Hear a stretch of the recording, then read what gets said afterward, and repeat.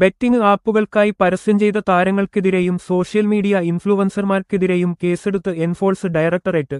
വിജയ് ദേവരകൊണ്ട, റാണ ദഗ്ഗുബാട്ടി, പ്രകാശ് രാജ്, നിധി അഗർവാള്, മഞ്ജു ലക്ഷ്മി എന്നീ താരങ്ങൾക്കെതിരെയാണ് ECIR enforce case information report register ചെയ്തത്. 2 ടെലിവിഷൻ അവതാരകരും കേസിൽ ഉൾപ്പെട്ടിട്ടുണ്ടെന്നാണ് വിവരം. ഇവർക്കെതിരെ വൈകാതെ സമൻസ് അയക്കുമെന്ന് ഇഡി അറിയിച്ചു.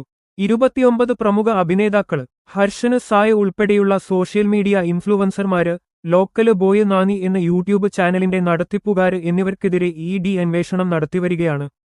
ഈ പ്രചാരണങ്ങളിലൂടെ വലിയ തുകയുടെ ഇടപാടുകൾ നടന്നിട്ടുണ്ടാവാമെന്നും അത് കള്ളപ്പണം വെളുപ്പിക്കലുമായി ബന്ധപ്പെട്ടതാകാമെന്നും അന്വേഷണ ഉദ്യോഗസ്ഥർ സംശയിക്കുന്നുണ്ട്.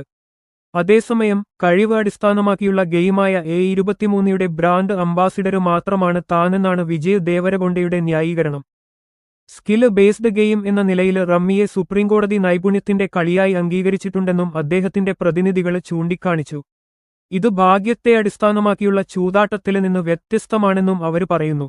റാണ ദഗ്ഗുബാട്ടിയും തന്റെ ലീഗൽ ടീം വഴി പ്രസ്താവന പുറത്തിറക്കി.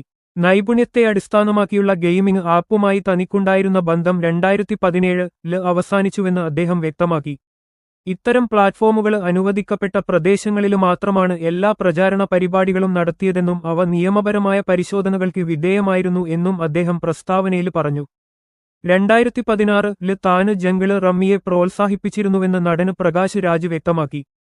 എന്നാൽ 1 വർഷത്തിനുള്ളിൽ കരാർ അവസാനിപ്പിച്ചുവെന്നും അദ്ദേഹം കൂട്ടിച്ചേർത്തു. സാങ്കേതികമായി ആ പ്രചാരണം നിയമപരമായിരുന്നുവെങ്കിലും അത് ധാർമ്മികമായി തനിക്ക് ശരിയായി തോന്നിയില്ലെന്ന് അദ്ദേഹം പറഞ്ഞു. അതിനുശേഷം ചൂതാട്ടവുമായി ബന്ധപ്പെട്ട ഒരു പ്ലാറ്റ്ഫോമിനെയും താന് പ്രമോട്ട് ചെയ്തിട്ടില്ലെന്ന് അദ്ദേഹം കൂട്ടിച്ചേർത്തു.